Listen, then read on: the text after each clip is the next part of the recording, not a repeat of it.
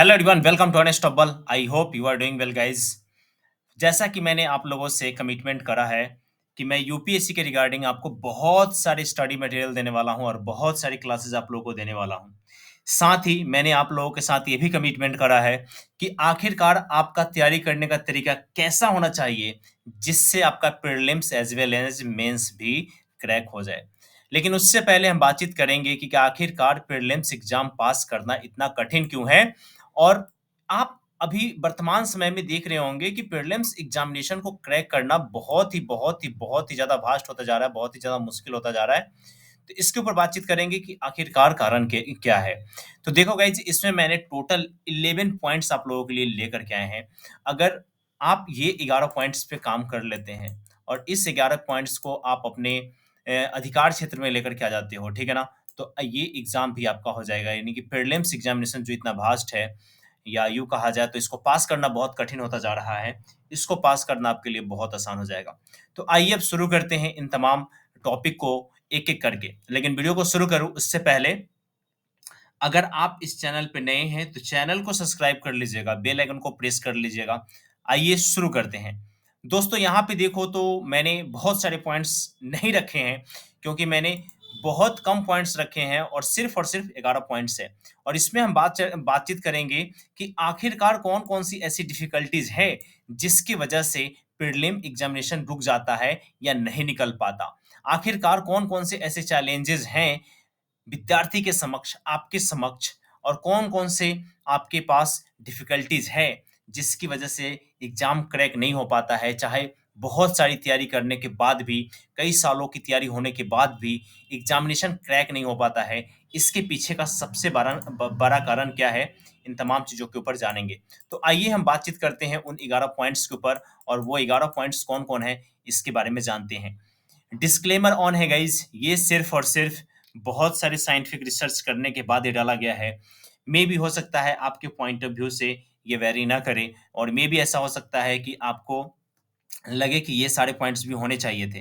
But 11 points जो हैं, वो काफ़ी सॉलिड पॉइंट्स हैं, और इस पॉइंट्स को अगर आप कवर कर लेते हो, तो जैसा कि मैंने आपके साथ कमिट किया कि प्रीलिम्स एग्ज़ामिनेशन आपके लिए बहुत ही ज़्यादा सिंपल हो जाने वाला है। तो आइए बातचीत करते हैं। तो इसका मैंने नाम दिया है 11 सूत्रीय प्लान। 11 सूत्रीय प्लान क्यों? इसके ऊपर हम लोग लेक्चर के लास्ट में बात करेंगे कि आखिरकार मैंने 11 सूत्रीय फ़ॉर्मूला ही क्यों दिया, ठीक है ना? तो इसके ऊपर बातचीत करेंगे। तो प्लान है गाइज़, ये सिर्फ़ और सिर्फ़ प्लान है, ठीक है ना? तो इन प्लान के ऊपर बातचीत करते हैं, शुरू करते हैं। तो शुरू में मैंने आप लोगों के लिए 5 ऐसे पॉइंट्स छाँट करके लाए हैं, और वो कौन-कौन से पॉइंट्स हैं, जिसको आपको ध्यान में रखना चाहिए।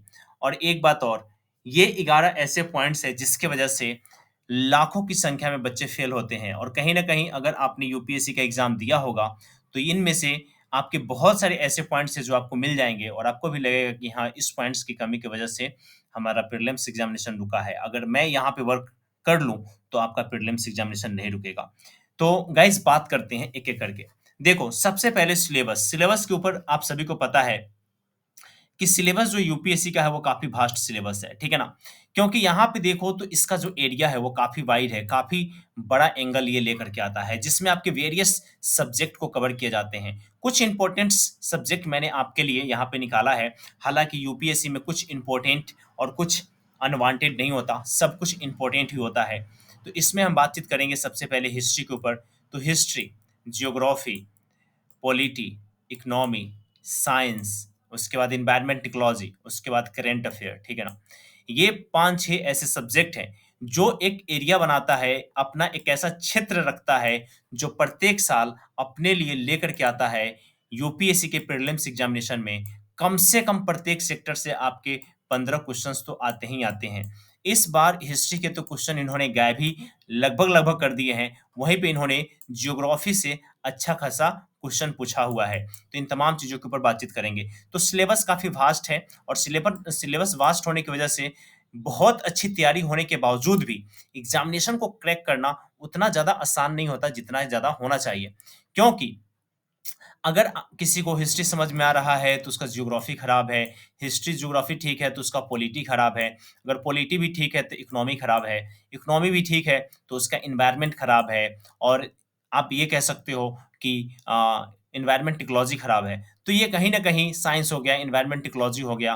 तो आपको एक बेसिक अप्रोच लेकर के चलना पड़ेगा। मैं यहीं पे डील भी करते जाता हूँ उन तमाम पॉइंट्स को। पहले प्रॉब्लम्स के बारे में हमने जाना कि सिलेबस वास्ट होने की वजह से अच्छी तैयारी होने के बावजूद भी आपका रिजल्ट नहीं आने के पीछे सबसे बड़ा कारण क्या है? वो है आपका ऑन नोट्स। जब तक आप अपना खुद का नोट्स नहीं बनाओगे और आपके पास एक ऐसा पीडीएफ होना चाहिए जो एग्ज़ाम से पहले आप 10 बार, 15 बार, 20 बार पढ़ सकें, वो नहीं होता। तो उससे पहले आपको बनाना है और वो काम करना है। आपका खुद का हैंड रिटेन नोट्स होना चाहिए, समझ रहे हो ना? हर सब्जेक्ट के ऊपर, हर टॉपिक के ऊपर। और एक एवरेज पैटर्न लेकर के चलना चाहिए, चाहे हिस्ट्री हो, ज्योग्राफी हो, साइंस हो, एनवायरनमेंट हो, इकोलॉजी हो या आपका इकोनॉमी हो। तो सब पे एक आपको एवरेज पैटर्न लेकर के चलना होगा और जब ये एवरेज पैटर्न लेकर के चलोगे, तो आपका ये वाला सेक्टर कंप्लीट हो जाएगा। तो हमने सबसे पहले जाना सबसे बड़ी प्रॉब्लम क्या थी, पॉइंट नंबर 1 था, तो वास्ट सिलेबस। दूसरा है करंट अफेयर। देखो गाइस, करंट अफेयर जो है वो काफ़ी डायनामिक सब्जेक्ट है। इसमें बहुत सारे चेंजेज़ होते रहते हैं, बहुत सारे अपडेट्स रोज़ रोज़ कुछ ना कुछ आते रहता है, समझ रहे हो ना? लेकिन प्रीलिम्स एग्ज़ामिनेशन में देखो, तो यह एक ऐसा डेडिकेटेड पोर्शन है, जहाँ से बहुत सारे क्वेश्चन आते हैं और इसका सिग्निफिकेंस आने वाले समय में, वर्तमान समय में बढ़ता ही जा रहा है। कहोगे कैसे? तो गाइस देखो, आर्टिफिशियल इंटेलिजेंस से आप जानते हैं कि आर्टिफिशियल इंटेलिजेंस काफ़ी तेज़ी से बढ़ रहा है और एआई से रिलेटेड प्रत्येक साल आयोग ने पिछले 2021-22 से क्वेश्चन पूछा ही पूछा है, ठीक है ना?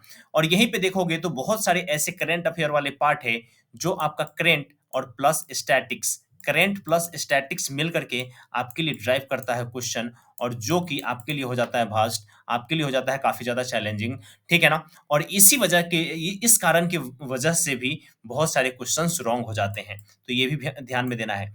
ये प्रॉब्लम है, पहले मैं प्रॉब्लम्स के ऊपर बात कर लेता हूँ, फिर मैं सॉल्यूशंस के ऊपर बातचीत करूँगा।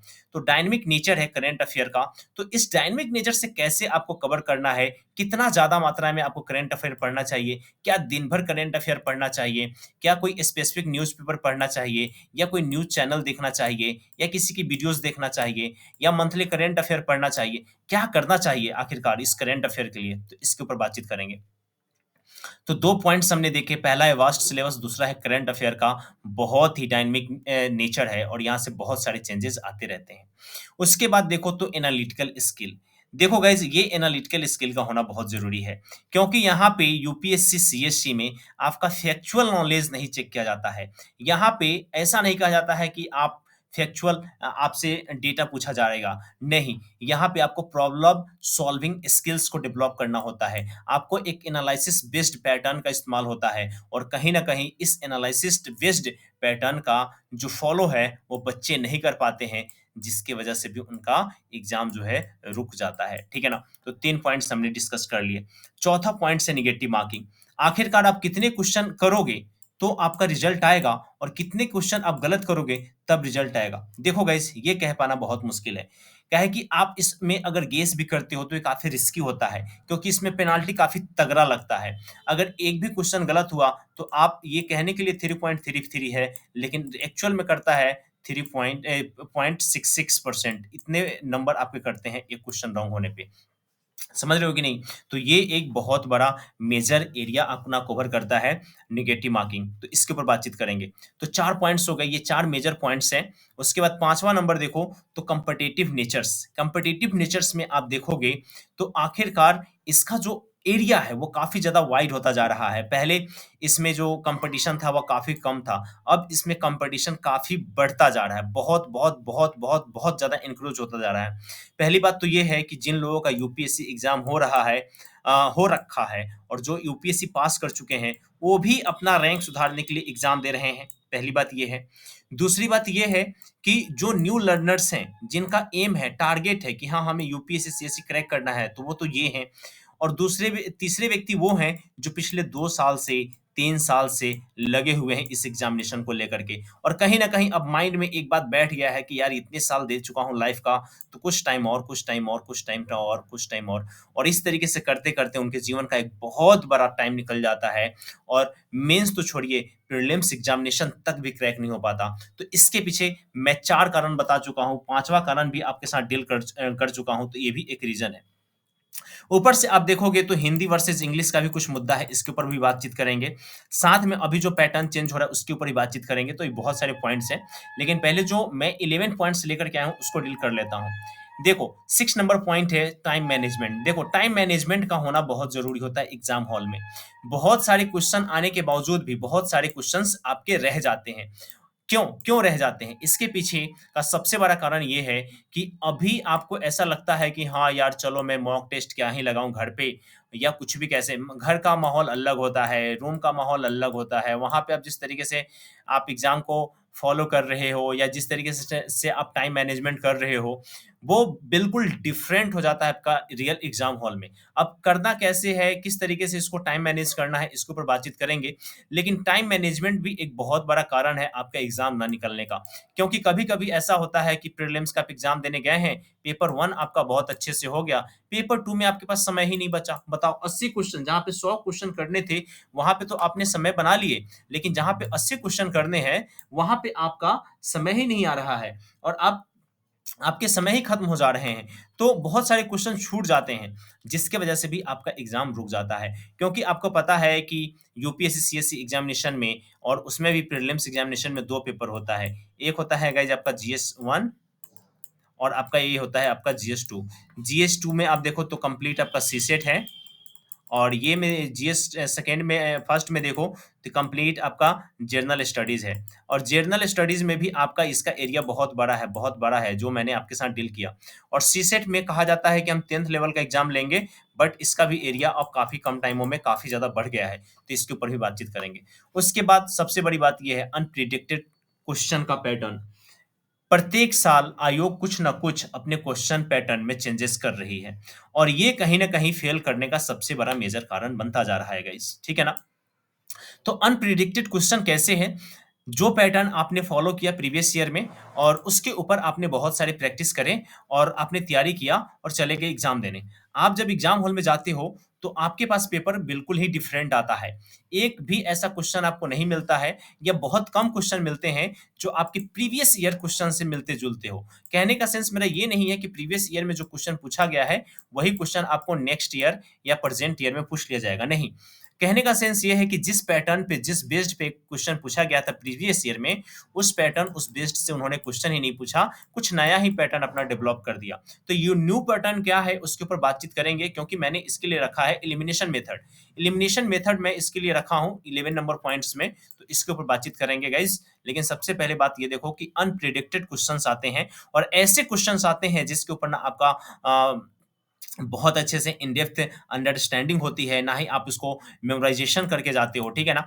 और इसमें सबसे बड़ी बात ये है कि ऐसे क्वेश्चंस को करने के लिए एक होलिस्टिक अप्रोच का अपनाना बहुत ही इम्पोर्टेंट होता है। अगर ये होलिस्टिक अप्रोच नहीं अपनाओगे, तो फिर एग्ज़ाम तो भैया tata bye bye see you later तो बोलेगा ही बोलेगा। 8वाँ नंबर पॉइंट्स देखो तो इंटरडिसिप्लिनरी नेचर। देखो गाइस, आपको पता है कि हिस्ट्री का क्वेश्चन करेंट अफेयर्स से ऐड करके पूछ रहा है, ज्योग्राफी का क्वेश्चन करेंट अफेयर्स से ऐड करके पूछ रहा है, साइंस का क्वेश्चन करेंट अफेयर्स से पूछ रहा है, एनवायरनमेंट का क्वेश्चन करेंट अफेयर्स से ऐड करके पूछ रहा है। उसके बाद आप इकोनॉमी के क्वेश्चन उसमें भी करंट अफेयर्स से जोड़ करके पूछ रहा है। यानी कि स्टैटिक्स प्लस करंट अफेयर का आपका तैयारी होना बहुत आवश्यक है।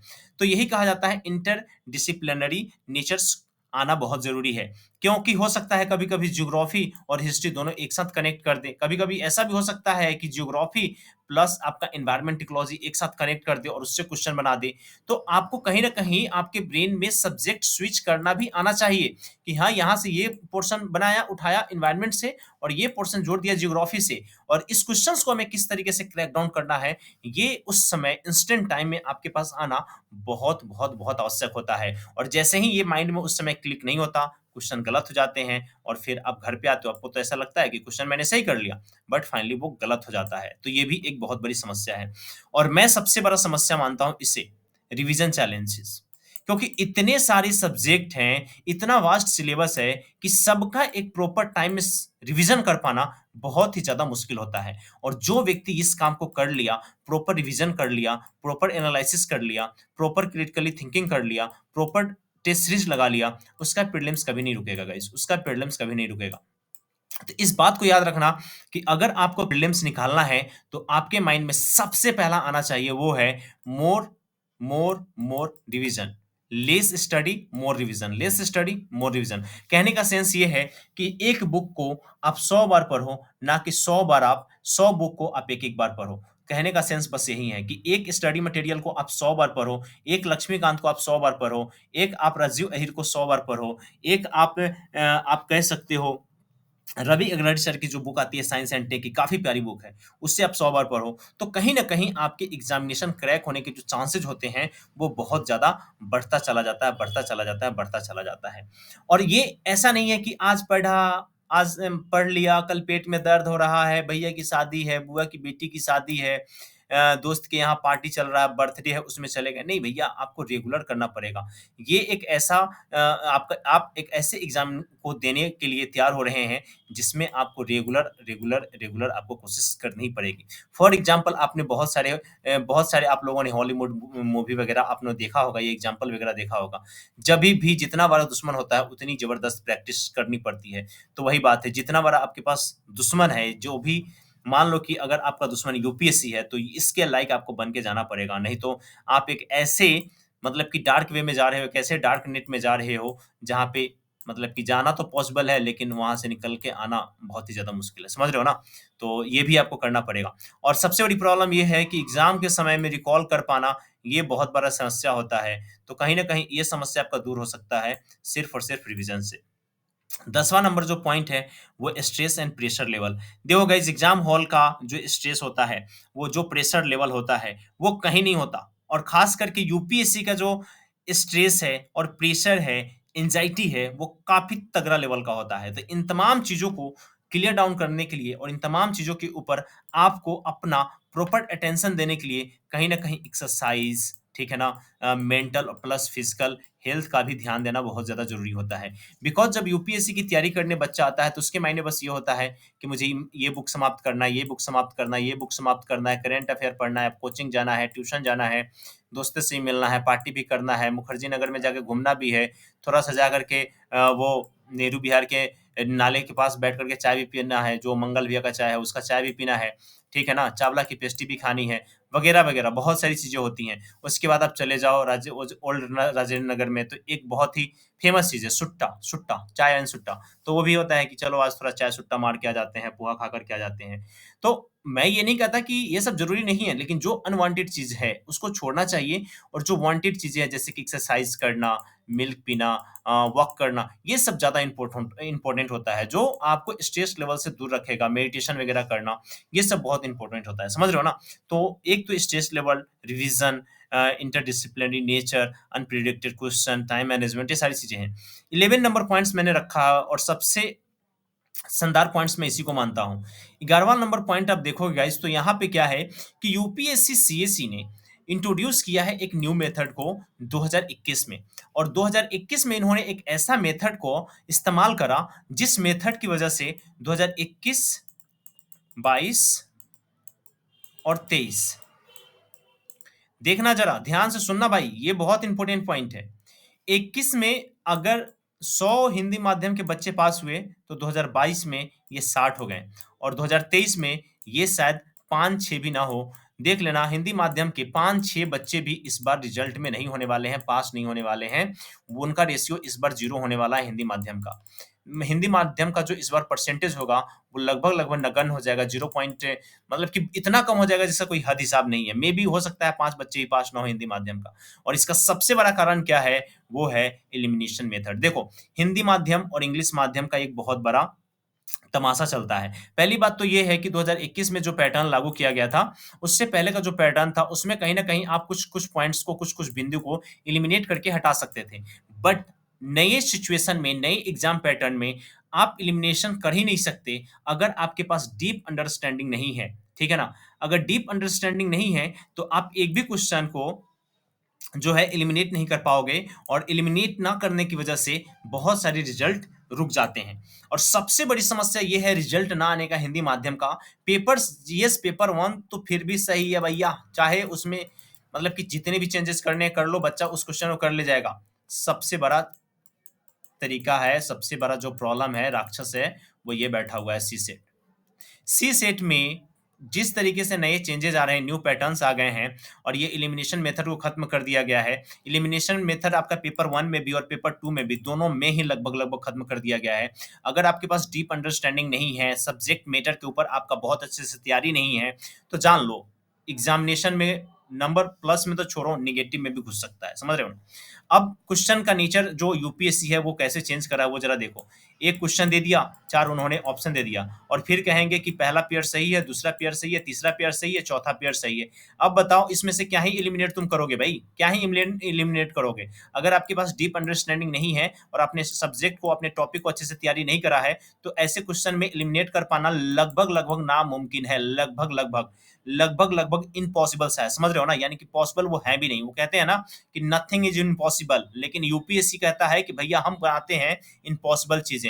है हिम्मत तो करके दिखाओ। और रियलिटी यही है कि इस बार जब सीसेट का एग्जाम हुआ तो सारे में, मतलब कि जितने भी बच्चे गए थे सुप्रीम कोर्ट या हाई कोर्ट में पिटीशन डालने, उसमें मैक्सिमम नंबर ऑफ जो स्टूडेंट थे वो थे हिंदी माध्यम के, क्योंकि हिंदी माध्यम के लिए सबसे बड़ा ये थ्रेड था मैथ। और हिंदी नहीं, इंग्लिश माध्यम के लिए भी। समझ रहे हो ना? क्योंकि पैटर्न इन्होंने इस तरीके से चेंज करा, एक तो हिंदी सब्जेक्ट और ऊपर से इस तरीके की इंग्लिश और इस तरीके के मैथ, इस तरीके के रीजनिंग, इस तरीके के लॉजिकल रीजनिंग। क्वेश्चन आया, tata bye bye see you later हो गया। यानी कि 33 क्वेश्चन, 80 में से 33 क्वेश्चन भी कर पाना पॉसिबल नहीं रह पाया। और यही चीज कहीं ना कहीं हिंदी माध्यम के पूरे रिजल्ट को इस बार बर्बाद करके रख दिएगा। और ये देख लेना, आप लोग इस वीडियो को सेव कर लो, जब रिजल्ट आएगा फाइनल तो उस समय आप लोग जरूर याद करना, क्योंकि नहीं भी याद करोगे तो मैं आपको याद दिलाऊंगा ही दिलाऊंगा। ये एक बहुत बड़ा थ्रेड बनेगा। और देख लेना यूपीएससी में 5 बच्चे भी हिंदी माध्यम के पास कर गए ना, तो ये बहुत बड़ी बात होगी, बहुत बड़ी बात होगी। क्योंकि रिजल्ट खाया है सी सेट और जो बचा खुचा रिजल्ट था वो खा गया आपका जीएस पेपर 1। ठीक है ना?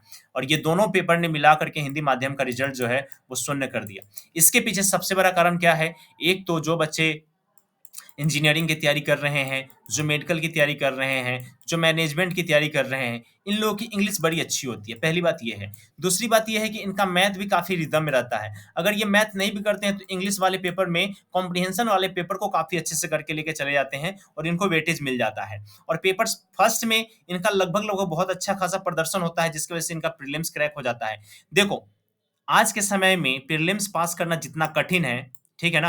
उतना ही आसान है मेंस पास करना। तो इस पॉइंट्स को लिख लेना, इस पॉइंट्स को याद कर लेना, क्योंकि आप देखो तो मैक्सिमम नंबर ऑफ स्टूडेंट हैं, उनको एलिमिनेट कर दिया जाता है, हटा दिया जाता है आपका प्रीलिम्स एग्जाम के रिजल्ट में ही। और ये था 11 सूत्रीय प्लान और ऊपर से सी सेट। तो 11 सूत्रीय प्लान में सबसे पहला है कि वास्ट सिलेबस है। आपको सिलेबस को काफ़ी अच्छे से एनालाइज़ करना पड़ेगा, करंट अफेयर के ऊपर काफ़ी अच्छे से ध्यान देना पड़ेगा, एनालिटिकल स्किल के ऊपर ध्यान देना पड़ेगा, नेगेटिव मार्किंग कम से कम हो इसके ऊपर ध्यान देना पड़ेगा, कॉम्पिटिटिव नेचर्स को समझना पड़ेगा, यूपीएससी के नीड को समझना पड़ेगा, टाइम मैनेजमेंट एक बहुत बड़ा फैक्टर है, इसको समझना पड़ेगा। साथ ही अनप्रेडिक्टेड क्वेश्चंस जो आते हैं इसके ऊपर आपका प्रैक्टिस होना, मेमोराइज़ करना बहुत ही ज़्यादा इम्पोर्टेंट है। साथ ही इंटरडिसिप्लिनरी जो नेचर है उसका इस्तेमाल करना आपके लिए बहुत इम्पोर्टेंट है। और उसके बाद सिलेबस का रिवीजन करना, स्ट्रेस लेवल पे अपना काबू पाना और साथ ही एलिमिनेशन प्रोसेस को फिर से अप्लाई करना अपने दिमाग के अकॉर्डिंग, अपने माइंड के अकॉर्डिंग, अपने प्रैक्टिस के अकॉर्डिंग,